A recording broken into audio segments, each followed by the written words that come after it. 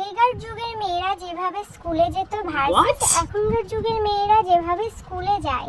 বাবা স্নান করতে করতে 9টা বেজে গেল। আজকে আবার স্কুলে তাড়াতাড়ি পৌঁছাতে হবে। স্কুলে সাংস্কৃতিক অনুষ্ঠান আছে, তো দিদিমণি আবার খুবই বকবে। তার জন্য এই যে রন্নাটাকে চওড়া করে নেব। আমার সরু করে রন্না নিতে একদমই ভালো লাগে না, কারণ রাস্তা দিয়ে যখন যাবো ওই পাড়ার ছেলেগুলো কিভাবে তাকাবে। তো তার জন্য এই যে একটু তেল চিপচিপ করে মাথায় আমি এখন তেলগুলো দিয়ে নেবো, যাতে আমার চুলগুলো এদিক ওদিক উড়ে না যায়।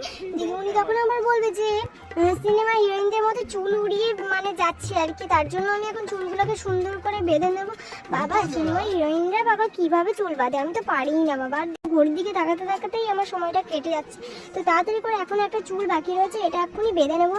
আর দেখতে দেখতে প্রায় 9:30 বাজতে চললো। এখন আমি খাইনি, খেতেও অনেকটা দেরি হবে। তো চুল বাঁধা প্রায় আমার কমপ্লিট হয়ে গেছে। তো চুল বেঁধে নিয়েছি। আর এই দেখো আমার ছোট্ট একটা চুল প্রায় বেরিয়ে গেছে। কি করবো, ম্যাডাম তো খুব বকবে। তাড়াতাড়ি বুঝে নিই বাবা, ক্লিপ দেবো না, কোনো দরকার নেই। তো তারপরে আমি ভাবলাম একটু তেল তেল করে মুখে একবারে কিছু ক্রিম মেখে নিই। তারপরে ক্রিমটাকে একবারে মুখে ভালো করে সেঁটে নিলাম। তো টিকটক একদম পরবো না, সাদা কানে ঠিক আছে, স্কুলে যাওয়ার জন্য এটাই বেস্ট। বাবা 10টা বাজতে চললো, যাই এবার স্কুলের দিকে যাই, ব্যাগটাকে দুই দিক দিয়ে নিই। আর রন্নাতে আমি একদমই বেল্ট দিই না বাবা। আসছি, স্কুলে গেলাম। ভার্সেস এখনকার যুগের মেয়েরা। 10টা বাজতে 10 মিনিট বাকি রয়েছে, আর আমি এখন ধীরে সুস্থে রেডি হচ্ছি। আর এই দেখো সুন্দর করে রন্নাটাকে সরু করে ভাঁজ করে পিন করে নিয়েছি। আমার চওড়া করে রন্না নিতে একদম ভালো লাগে না, গাইয়াদের মতো। তাই সরু করে পিন করে নিয়ে বেলটাকে ভালো করে আটকে নিয়েছি। মুখটা আমার পুরো কালো লাগছিল, তার কারণে আমি একটু ফাউন্ডেশন লাগাবো। তারপরে এই দেখো ফাউন্ডেশন নিয়ে ভালো করে হাতে করে ব্লেন্ড করে নিলাম মুখটাতে।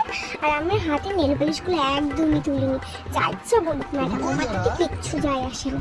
তারপরে আমি একটা টিপ পরবো, তো কালো টিপই ভালো লাগে, সেই কারণে আমি একটা ম্যাম যদি আমার কথা শোনাতে আসে, ম্যামকেও 4টা কথা শুনিয়ে দেবো। আর সাদা কানের ম্যাম তো বকেই থাকে, যা ইচ্ছে বলুন, বলবেই তো, আর তো কিছু না। তাই একটু অক্সাইডে কানেরগুলো পরে নিয়ে যাতে একটু সুন্দর লাগে।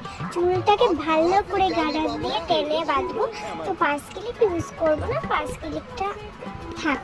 তারপরে চুলটাকে ভালো করে বেঁধে নেওয়ার পর একটু সামনের দিকটা ফাঁকা ফাঁকা লাগছে, তাই ভাবলাম একটু লংস বার করে নিই।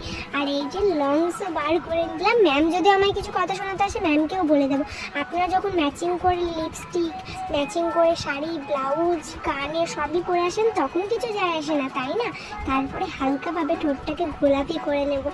এমনিতেই আমার ঠোঁটটা কেমন যেন কালো কালো, তাই আমি হালকাভাবে লিপস্টিক পরে নিলাম, যাতে আমাকে দেখতে আরও সুন্দর লাগে। আর এই যে গাইস, আমি রেডি। তো এখন আমি যাচ্ছি স্কুলে, আর এখন বাজে 10টা 20। টাটা।